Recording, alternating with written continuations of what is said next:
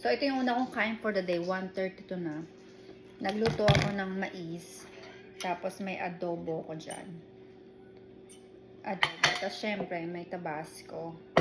Kaya lang, aking olipop. Bago ako kumain, magsasada extreme muna ako. Since ito yung una kong meal for the day, siguraduhin ko na i-take ko muna yung capsules bago ako kumain.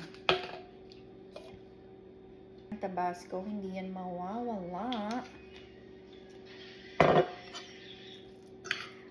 Pag gumagawa ako ng adobo, gusto ko maraming bawang.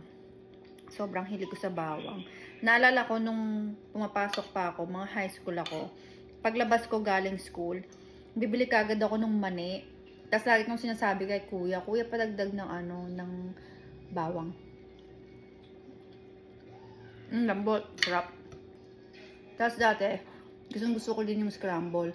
Si Papa, yung Papa namin, pag binibigyan kami ng bariya, kasi jeepney driver siya nun. Lagi may bariya, madami, panukli niya. Pag binibigyan niya kami ng bariya, sinatabi ko yun.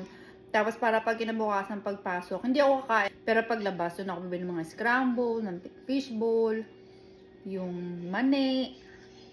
Ano pa ba yung mga dating kinakain nun?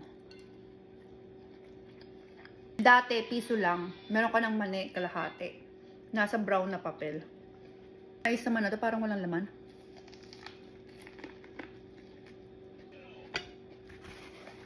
Ang sarap ng adobo. Iba-iba yung mga Pilipino pa nag-aadobo. Gusto ko sa adobo, mamantika. Yung hindi masyadong masabaw. Yun talagang nanunuot yung flavor dun sa karne.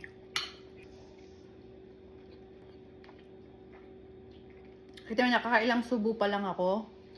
Ilang subo pa lang, busog na ako. Kasi nasasanay na yung katawan ko sa pakonti-konti. Akala ko konti lang ang sinandok ko. Dahil pa rin pala, busog na ako. Dahil talaga yan dito. Dahil dito yan sa Sada Extreme. Lalagay ko na ito sa Tupperware. Malamang hindi ko pa rin ito makakain ngayon, baka bukas na.